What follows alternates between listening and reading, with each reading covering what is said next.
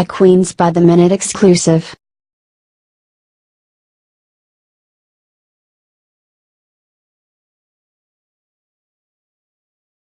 What I want to do, without further ado, I want to bring the man who's been helping us all the time. He supports us, and hopefully the next mayor of New York, Sliwa.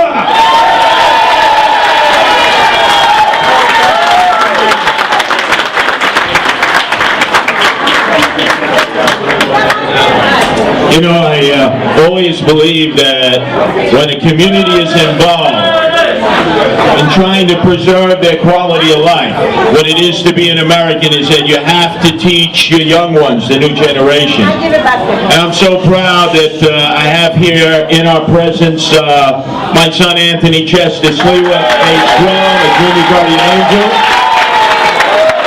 who is learning from this as your children and grandchildren will learn from your continued battles. I also brought Nancy, who is the head, Nancy Regula, of our Animal Protection Division, who was born and raised in nearby Greenpoint. But I'm a Canarsie boy, and that's where I just came from just about an hour ago, where I was visiting with my mother, Francesca, 93, who lives in the house where I was raised most of my life. And every time I travel to Canarsie, I go in a flashback mode. As passing on exit 13, Bell Parkway, took the exit Rockaway Parkway, the Bayview Projects there. And the CEO of Starbucks was born and raised in the Bayview Projects.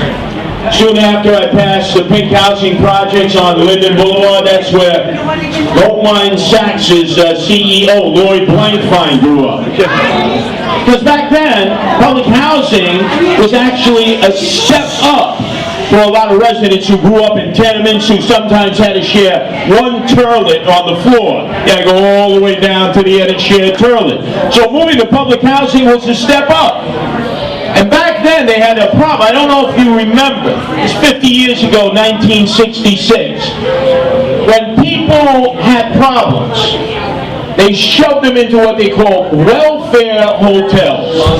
Any of you remember the welfare hotels? I remember, because my father, Chester, who was a merchant seaman for 46 years, took me by the welfare hotels. No neighborhood wanted a welfare hotel, because what the city did, first with Wagner and then with Lindsay, is shove people with serious problems into welfare hotels, and actually would have a negative effect on the quality of life for all.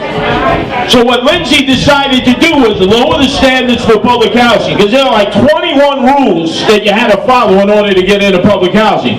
You couldn't wear, you couldn't walk around without a shirt. You couldn't be smoking. They'd ticket you. They would come into your house with white gloves. They would check your apartment. If you had belly button lint there, you might be tossed on the outside looking in. It was strict. And then John Lindsay, John Lindsay, Bill de Blasio. John Lindsay, Bill de Blasio. They're like Siamese twins. One guy tried to destroy the city, Lindsay, and this guy is carrying up on his idea to destroy the city. But just like John Lindsay was stopped 50 years ago, Bill de Blasio will be stopped in 2016.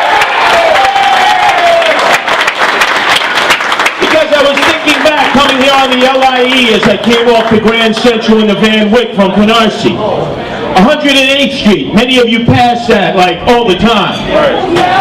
Was it John Lindsay tried to shove a public housing project down the throats of the residents of Forest Hills. Many of them naive, many of them who had been lifelong Democrats, liberals, progressives, many of them socialists, and they worshiped John Lindsay. He was like their god on a pedestal.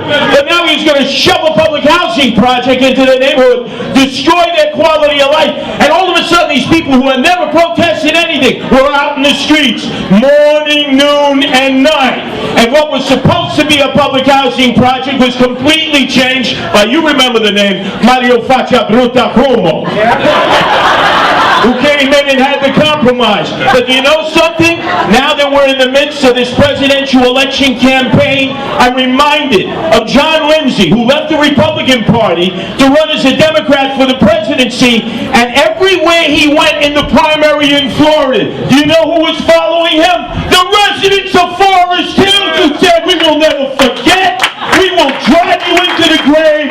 will make sure you never go beyond the mayoralty of the city of New York. And he lost the primary in Florida, got his ass kicked. That's what happened in Florida. That's what Bill de Blasio, you're going to get some of that whooping. And it's starting right here in Maspeth.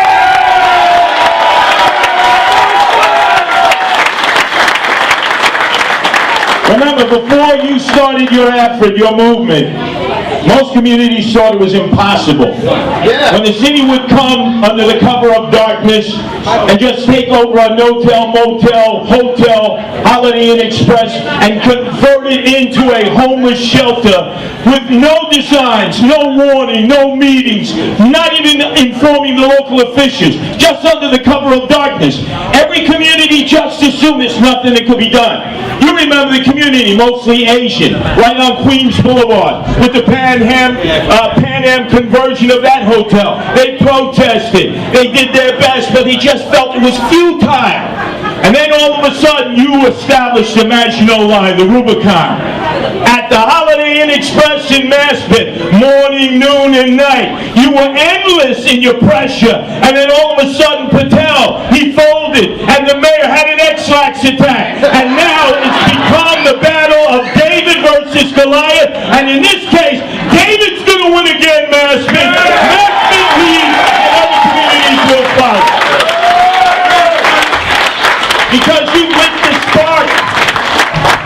This is an unlikable mayor. He's a pretentious jerk. He thinks he knows it all. I like that word that I heard, the dope from Park Slope.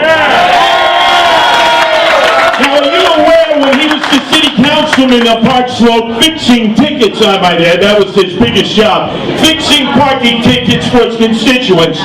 The Giuliani administration said, we've got to turn the nearby Armory on 7th Avenue into a shelter.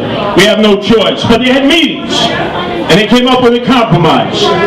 And you know who came up with a compromise? Like Mario Faccia Brutta Cuomo did back in 1966. Then Councilman, nobody knew him, Bill de Blasio, who said, we will not take children, we will not take men, we will not take mothers, they will have to be single, able-bodied women, and there can only be 40 of them.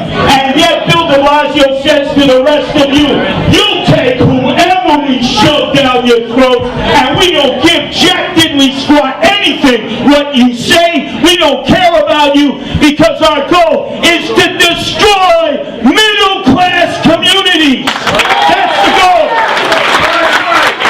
Because he knows we're not going to vote for him. He knows there are a lot of middle-class communities in Staten Island, Brooklyn, Queens, and the Bronx that are not going to vote for him. So basically, he says, a pox on all of you. I need to get homeless people off the streets. I need to get emotionally disturbed people off the streets. I'm not concerned about giving them services or helping them.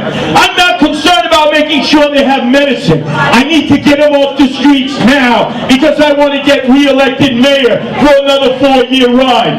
And Maspeth started the tsunami, the wave, to say, oh no you won't. For 2 years you denied you had homeless people. Now all of a sudden you want to shove them in a warehouse. No services, no medicine, no psychiatrists. It ain't happening in our city. The battle starts in Maspeth, and it will be finished in the 5 boroughs of the city of New York.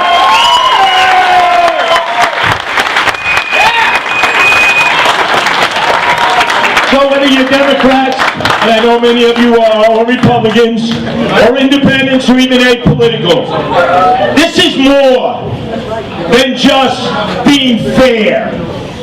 This is about saying to the rest of the city, there is a monster in City Hall for working class people who raise their children in the respected American tradition. You play by the rules, you obey the laws, you don't complain, you work hard, you pay your bills, and you make sure that you're out of sight, out of mind. Well, guess what? He just woke up the sleepy monster, and the monster is going to bite him. He said to all of you, come to Gracie Mansion. Come on, leave my commissioner alone. Bring your best.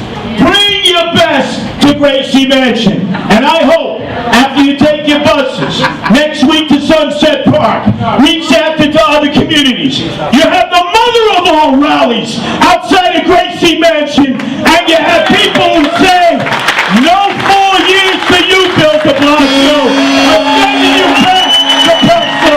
Thank you.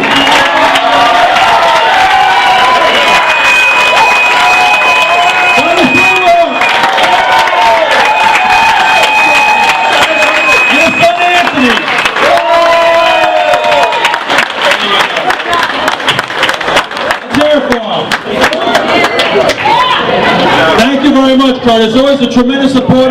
Great